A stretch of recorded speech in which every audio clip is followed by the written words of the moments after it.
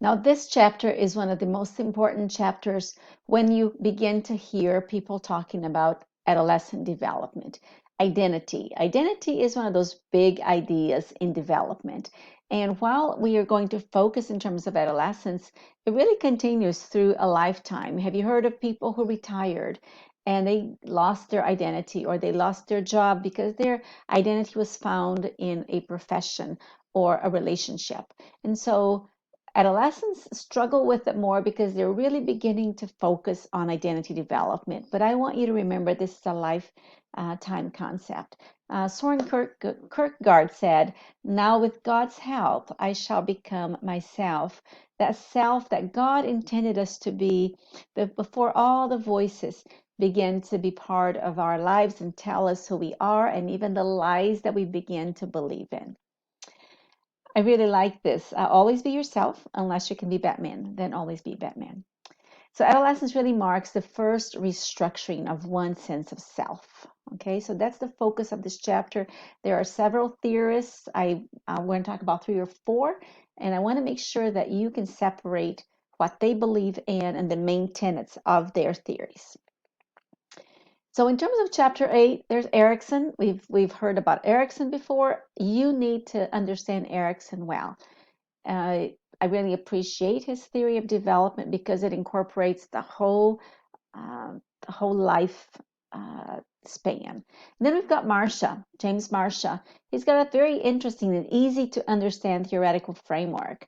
And then Lake's theoretical framework, which you really won't find in the textbook and basically nowhere. He is an amazing psychiatrist, Christian psychiatrist from England, and he did a lot of research and worked together with Bruner in terms of theologian, and he came with an identity of an understanding of development that is very much embedded in Scripture. So I wanted to make sure you knew a little bit about Lake's theoretical framework. And so in terms of identity, what is identity, right? When such a big concept, and that's why operation definition is really important here. So what is my identity? Do I have more than one? What is my identity? What is my political identity? Has it changed? What is my religious identity? Okay. What about in terms of as a student, vocational, right? And so it considers a global aspect of who we are. Okay, it takes into consideration ethnic background, culture, physical aspects. Okay, sexuality, gender issues. Okay, all that's part of identity. So it's a global, very complex concept. So I think in terms of our approaching this as professionals, okay, how can we help adolescents through identity development? And there are some things that we can do to facilitate, and I hope that's one of the big ideas you take from this course. Now we think in terms of, again, that operational definition. What do we mean when we say identity? What does a textbook mean? What does God say? Right? So what we're always considering those things. So those are the 3 theories that I want you to understand. All right. So in terms of identity, by far the most comprehensive theory of identity development is that of, it's the one that I talked about having developed throughout the lifespan.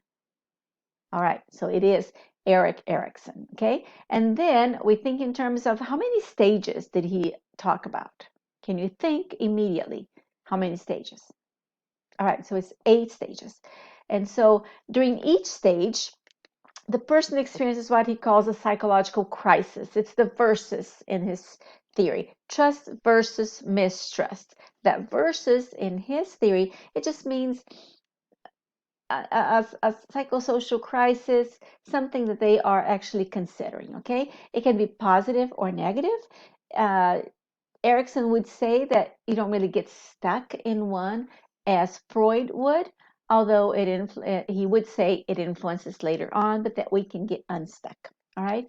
And so I'm not going to talk about all of the 8, But I really appreciate, so we talk about trust versus mistrust, but then you think in terms of adolescence, right? And we think in terms of age. We're often talking about role identity versus role confusion and intimacy. These are usually where we find the population that we are addressing in this class, okay? And there is the virtue of fidelity and love that they talk about. So basically it's from ages 12 to 14, okay? Although certainly we struggle with certain aspects of trust or mistrust throughout our lifetime, okay? So let's make sure we understand the theory in the larger context. Now, Erickson's ideas on identity, right? We often think, who am I? Uh, what am I all about? Recently, a student asked me, just tell me what you think I should do. And if you tell me, I will do whatever you think I should do. There's some issues with identity there, right? And so how can I make it on my own? Those are some of the questions that addresses identity issues. And so I'm only going to mention the two concepts, the two stages of Erickson's theory that really is part of our lifespan, as the span that we cover in this class. So one is the fifth stage, identity versus role confusion, right? They search for a sense of self, okay? Personal values, beliefs. Do I believe what my parents believed? What am I going to keep that I really believe in? What am I going to think carefully and maybe set aside? That's often what they are addressing at this stage. Okay, sometimes if they don't successfully resolve these issues, then there's a sense of confusion in terms of who am I? And then the next stage is the intimacy versus isolation. And again, intimacy here does not mean sexuality, but it does mean a deeper, closer relationship with people outside of the family, in a place where you can experience commitment, safety, really good relationships and friendships, okay, a sense of care. And so often he would say that maybe 18, 19, 20, upper 20s, they're working that out, a sense of intimacy or sense of isolation, avoiding intimacy, fearing commitment, or I don't want to try this because I might get hurt, or I've been hurt in the past and I don't ever want to be hurt again. It can lead to a sense of isolation and loneliness. And so those are really important aspects for us to be thinking and pondering. I would invite you to take a careful look at the theory. Now, when we think in terms of self-conceptions, how do I understand myself? It is also during adolescence that we begin to develop a more abstract sense of self, okay? And who is my actual self, and then my ideal self, and then the self that I fear. I love thinking about these things. When we think in terms of Romans 7:15, I appreciate Paul saying, the Apostle Paul was saying, I don't really understand myself. Why is it that I do what I don't want to do? And that which I do want to do, I don't do. How do we move from Romans 7 to Romans 8, right? And we see in terms of identity, God coming from heaven, that voice coming from heaven saying, this is my beloved Son, when Jesus was being baptized. That's his identity. He is mine. He belongs to me, and I'm well pleased with him. Sense of identity comes throughout our lifetime, and the Bible has a lot to say about that. And I really appreciate John Ortberg's book on identity, and he is both a preacher and a psychologist. And he talks about the me I pretend to be, the me I think I should be, the shoulds and oughts and musts, the me other people want me to be, the me I'm afraid God wants me to be, the me that fails to be, and then the me that I was meant to be. So if you're interested in this, I'm going to briefly talk about this, but take a look at John Ortberg's book. And so I like when he says, the me I pretend to be.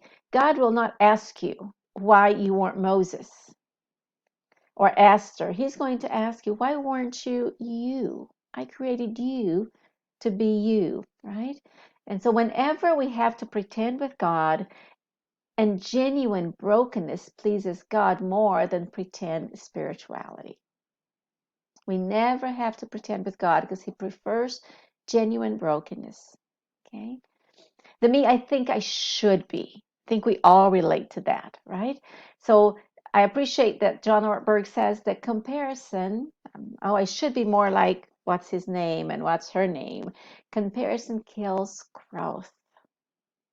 And it does. When you compare yourself to your sibling or to your roommate, comparison kills growth. Oh, I'm not as spiritual as I should be, right?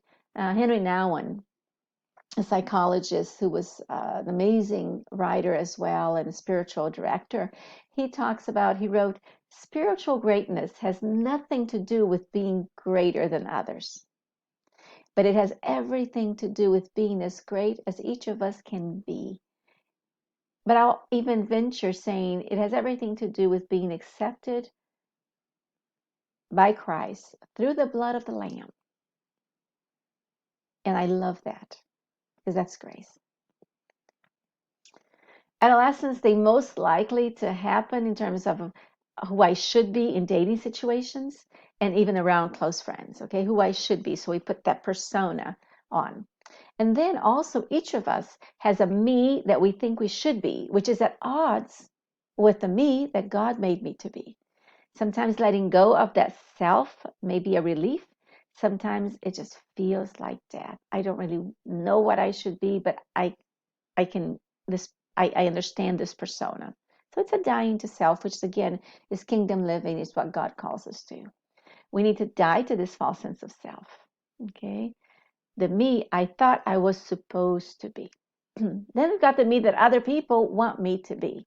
Right?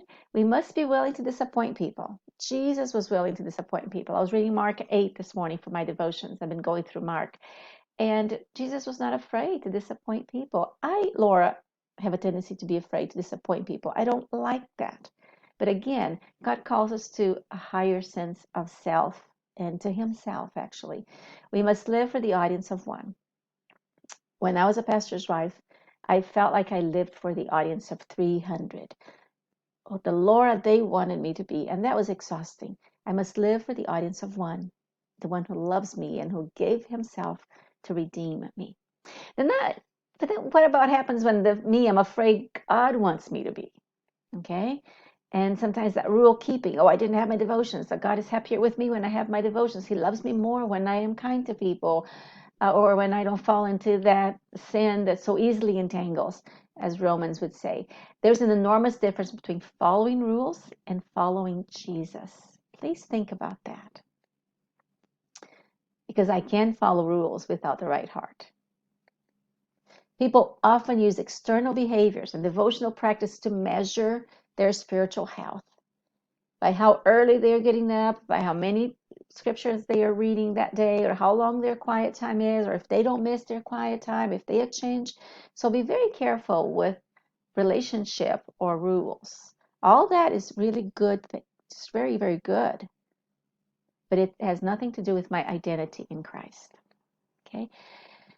Jesus did not say, I have come that you might follow rules. Okay, what did He say? Do you remember? That you might have life and have it abundantly, right? The me that fails to be, okay?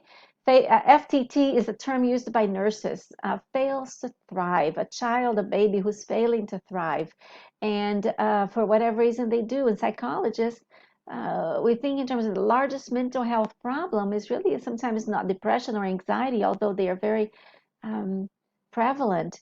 It's a fail to thrive. And I know Taylor talks a lot about flourishing and all that, but it's important, okay? You can call it something else if you want to, but why are we failing to thrive in our own identity, in our own sense of self and Christ? I'm going to be finishing here real soon, and then this is the me I was meant to be, really. It's who we thought we could be as kindergartners, all right? So I want you to continue looking through. James Marcia is an easy theory to understand, and then I want you to also take a look at the theory from Lake, all right? So let me know if you have any questions, if you'd like to know a little bit more about any of these things. Always email me. Feel free to email me with any questions. All right. God bless you.